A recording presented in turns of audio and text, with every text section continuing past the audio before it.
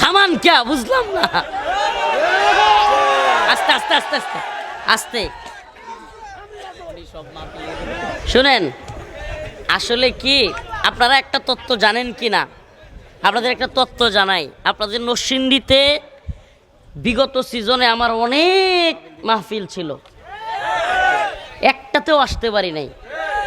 এর একমাত্র কারণ ছিল নরসিংদীর এসপি। এটা জানে না মনে হয় অনেকে। এই এসপি কি এখনো আছে? নাই, ওই বলাইছে।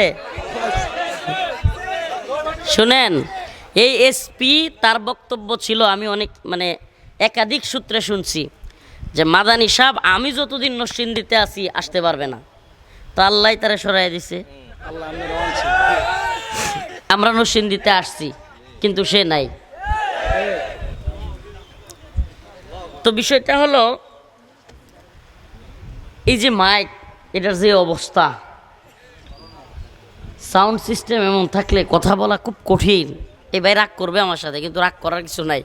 এটা ওই যে হ্যান্ড মাইক আছে না, বা আপনার কি কয় ওই যে হকারদের মাইক, এরকম একটা সাউন্ড একটু আসতেছে, নাই বক্স, নাই দুই একটা মাইকের আওয়াজ। এটাতে এমনভাবে গলাতে কথা টানতেছেই না।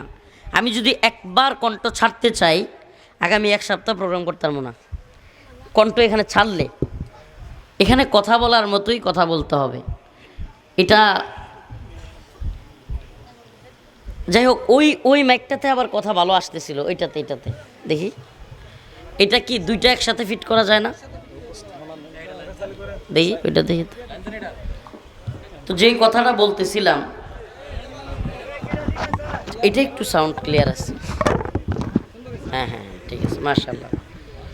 যে কথাটা বলতেছিলাম, এই যে আপনারা যখন এই ছোট ছোট বাচ্চা এতিমখানায় পড়ে, আমার খুব কষ্ট লাগতেছিল আপনাদের আচরণে। এরা পূর্ণ একটা বছর অপেক্ষায় থাকে, কষ্ট করে পড়াশোনা করে,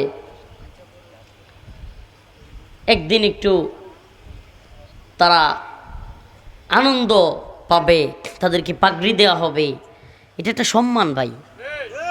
এই পাগড়ি ইচ্ছা করলে 200-300 টাকা দিয়ে বাড়িতে কিনেও পরা যায়, কিন্তু এই যে সকলের সামনে একটা ছাত্রকে পাগড়ি দেয়া, তখন বাবা যেই ছেলেটা পায়, ওর বাবার বুকটা ভরে যায়। তো এই কাজটাই আমি আপনি বাধা দিতে পারি না। আমার আপনার 5 মিনিট সময়ের জন্য, কয় মিনিট লাগছে, এরা পুরস্কারগুলো নিয়ে গেল। এরা যে কি খুশি, বাড়িতে কতদিন বলবে, মানে তার মনের আনন্দটা এটা যে কতদিন চলবে। আপনার বাচ্চা হইলে ঠিকই আপনি কইতেন যে পারলে বক্তা সাহেবরে 1 ঘন্টা বসে রেখে হইলেও পুরস্কারটা দিক। সুবিধাবাদ, জিন্দাবাদ।